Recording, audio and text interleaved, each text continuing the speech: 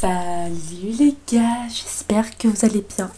Bienvenue dans un tout nouveau Deborah's Talk.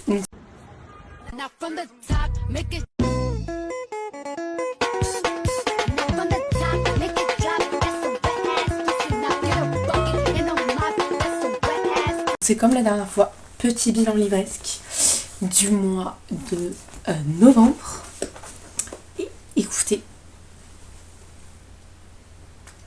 j'en ai 10. Je pense que c'est mon meilleur mois en termes de lecture. C'est mon meilleur mois, je vous jure. Je voulais en lire que 4 et j'en ai lu 10. Je suis trop fière. Donc, ce sera dans l'ordre chronologique.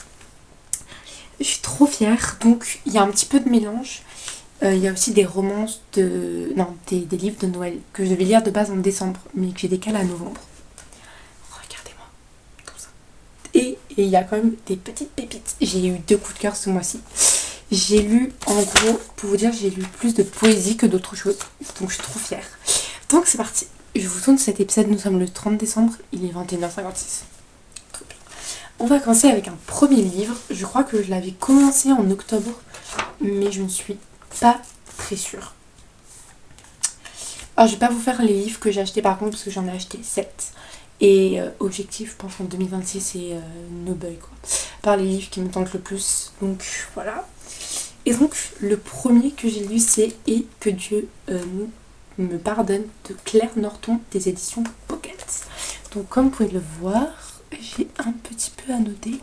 Donc celui-là je l'ai lu dans le cadre d'une lecture commune avec Cube et Pocket en échange d'un post sur les réseaux. Donc mon post est encore, donc c'est un genre de plongée livresque photo. En ce moment je fais des plongées livresques mais plutôt avec des photos des livres et c'est un contenu que j'aime énormément. Donc je vais donner vraiment genre 4 sur 5. Non je crois 5 sur 5. Bref moi je suis trop bon public. Et moi je note souvent 5 sur 5. Donc ça veut dire que j'ai bien aimé. Et coup de cœur c'est vraiment genre bref voilà. J'ai beaucoup trop aimé. Ce que j'ai bien aimé c'est la psychologie des personnages. Moi j'adore, je suis quelqu'un qui préfère la psychologie des personnages plutôt que les longues descriptions. Donc voilà.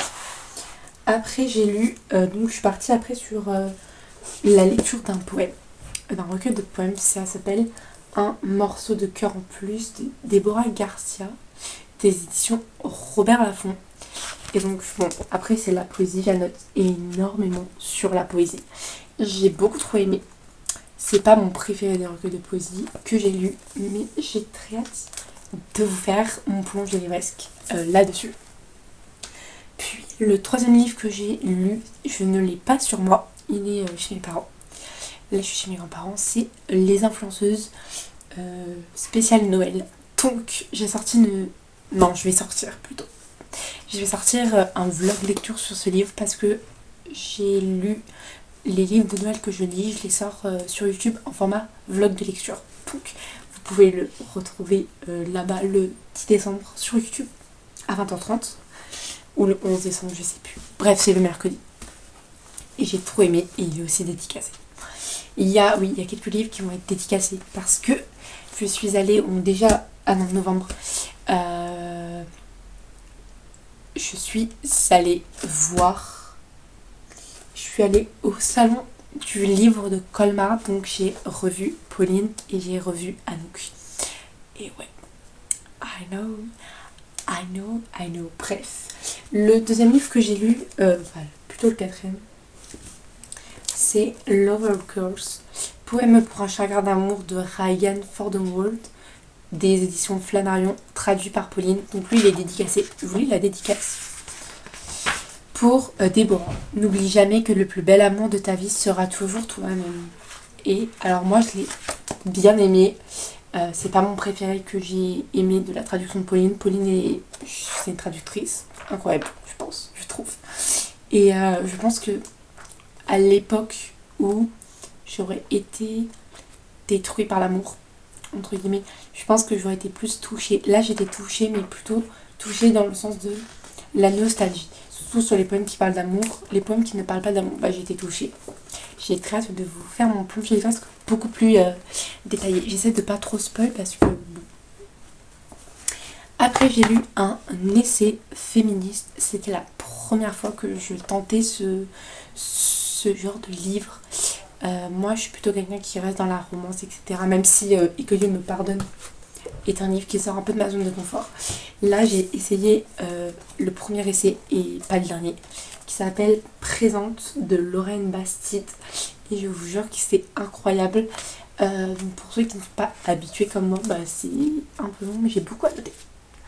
Je vais vous faire mon petit avis là-dessus. Alors la recommandation, je l'ai eue grâce à Marguerite, une artiste, une chanteuse, tout ce que vous voulez, ancienne académicienne, que je suis pour son engagement, sa personnalité humainement, artistiquement, etc.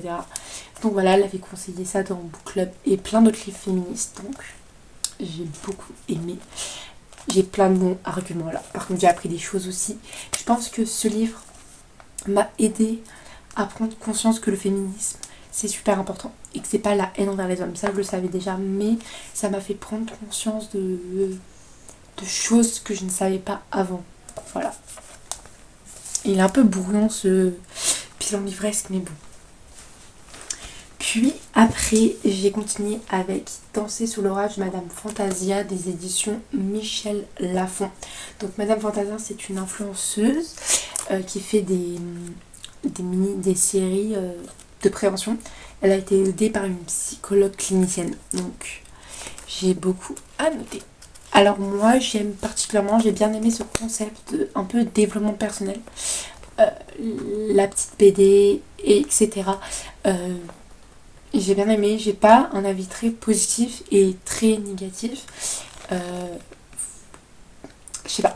En fait, je suis un peu mitigée dedans. J'adore le concept, mais je suis un tout petit peu mitigée par contre. Donc, excusez-moi. Mais en tout cas, il y a mon avis plongée livresque qui devrait arriver, je pense, courant janvier. Tous les livres là que j'ai lus, la plupart, il y en a 2, 3, 4 peut-être. Ou même pas, qui vont être en décembre, mais je ne garantis rien, mais la plupart seront à partir de janvier. Puis, alors attention, il en reste 4. Attention, coup de cœur. C'était mon deuxième livre de Noël sur 4. Voilà, parce que là il m'en reste encore 2 à lire, et j'ai pas encore fini. Et j'ai pas encore commencé aussi qu'un est avancé.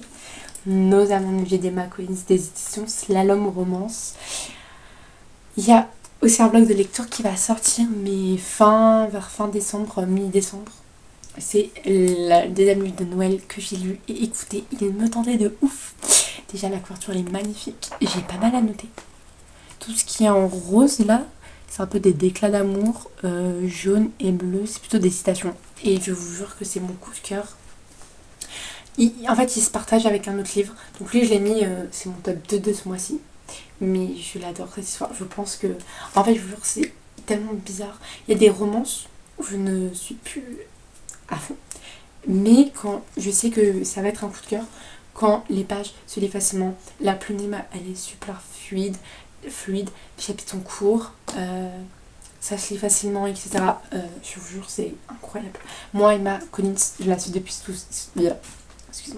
depuis ses tout débuts, donc depuis Rebels, Try and Butterfly, j'ai tous ses livres et là je vous jure, elle le mérite tellement ce succès. Donc s'il vous plaît, allez l'acheter déjà pour sa beauté, pour la soutenir et parce que l'histoire c'est une second chance romance and voilà. Et je fais une comparaison, là je suis en train de lire Un hiver pour te résister au moment où je vous parle. Dans Nae, il y a beaucoup plus le thème de l'hiver, le thème de Noël. Moi, Un hiver pour te résister, je le voyais plutôt comme un truc hivernal, mais à part le patin de glace, pour le moment, je ne trouve rien. Donc, voilà, mon avis livresque est sorti aussi. À peine fini, j'ai déjà fait mon avis, tellement que c'était un banger. Un 5, un coup de cœur.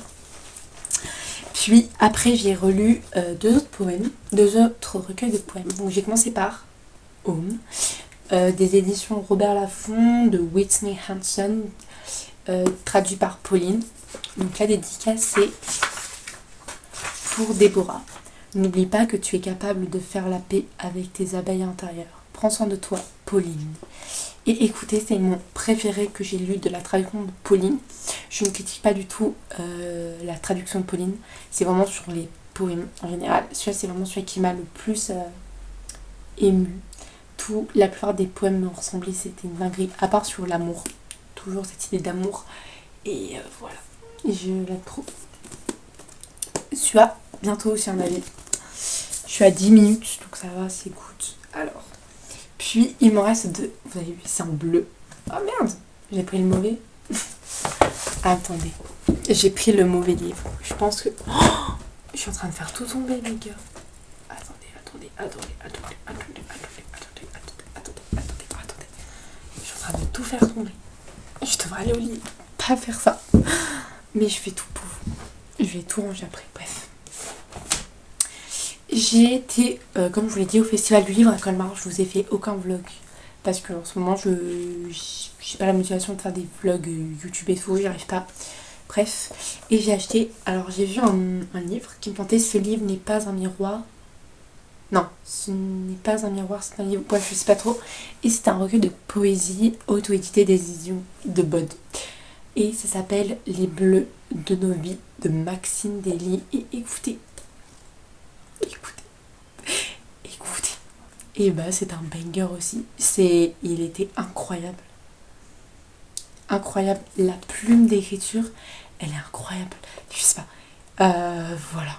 Donc disponible sur Bod, Fnac, Cultura, Amazon, uniquement sur les sites internet. Vous n'allez pas les avoir en librairie, normalement ça dépend vraiment. Mais c'est un coup de cœur et elle me l'a dédicacé. À Déborah, le bonheur est là, derrière ce brouillard de bleu qui s'installe parfois dans nos cœurs. Je vous jure, c'est un 5 sur 5. Bref. Puis le dernier livre que j'ai lu dans ce mois de novembre, c'est Campus Atlantica, le tome 2 de la trilogie de Lily Bay des éditions Hugo Roman. Donc pour celui-là, j'ai hésité entre mes plongées livresques qui étaient offerts séparément, mais je vais les faire séparément, parce que c'est des tomes séparément. Et écoutez, incroyable. Vraiment, s'il vous plaît, lisez cette saga. Je note pas énormément les romances après, mais plongée de A à la fin, c'est une enquête. Il y a vraiment une enquête derrière. C'est un Friends to Lovers, une enquête. Il y a un corbeau. Et je vous jure, la fin, je suis toujours choquée. Moi, je pensais que c'était quelqu'un, mais c'était pas ce quelqu'un. Donc, voilà. Je sais pas. Je commence à aimer les romances avec un fond d'enquête, comme Un automne pour te pardonner, comme Campus Fantasy 2, et aussi le 1. Et bientôt le Cozy Love que je vais lire. Voilà, je suis trop contente. Bref, sur ce, je vous fais plein de gros bisous. J'espère que ce bilan livresque un peu brouillon vous a plu. Moi, je vous fais plein de gros bisous. Et on se retrouve en fin d'année, ou en janvier, pour le bilan livresque en fait de toute cette année qui est un peu folle parce que je suis à 60 livres. C'est un miracle. Je vous jure les gars, c'est un miracle. Bref, sur ce, moi je vous dis plein de bisous. Et vous, dites-moi en commentaire le nombre de livres que vous avez lus ce mois-ci ou dans toute l'année entière. Bisous.